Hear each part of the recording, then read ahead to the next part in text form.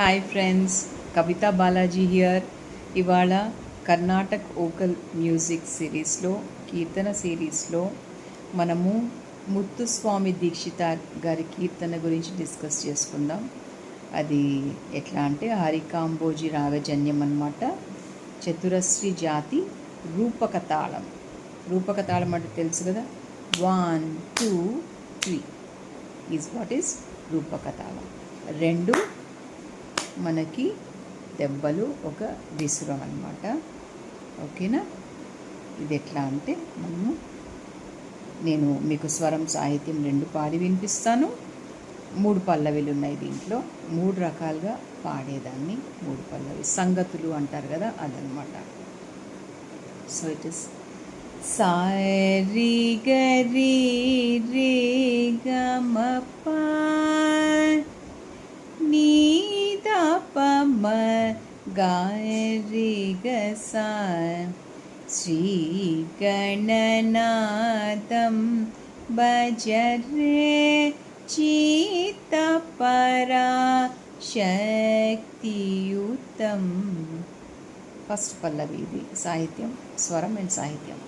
Second పల్లవి సారి గరి రే గమ ప నీ తప అని ఉంది కదా ఫస్ట్ పల్లవిలో. ఇక్కడ కొంచెం చేంజ్ వస్తుంది సెకండ్ పల్లవిలో. ఏంటి అంటే పదనీత పాతపమ అని వస్తుంది ఆ ప్లేస్లో.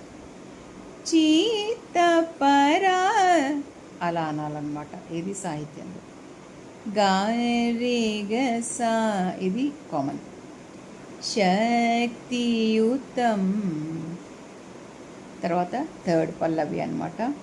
సారి గరి రే గమ ప శ్రీ గణనాదం భజరే పదని సా నిస నిద పమ చిత్త పరా.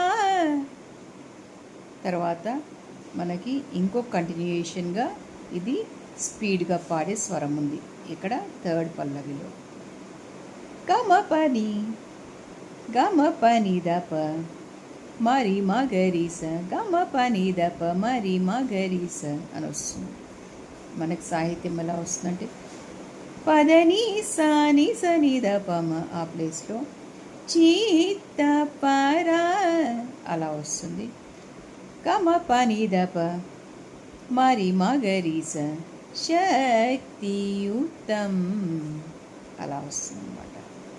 ఇక్కడ ఎప్పుడైతే మనకి ఒక లైన్ డ్రా చేస్తారో స్వరం కింద, అప్పుడు దాన్ని కొంచెం స్పీడ్గా పాడాలి యూజువల్గా ఉండే స్వరానికి. అంటే అట్లా మనము డీవియేషన్స్ అవి చూసుకుని changes accordingly పాడుకోవచ్చు.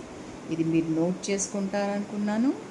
So I prefer you note it. If it is not with you, it's a very rare kirtana.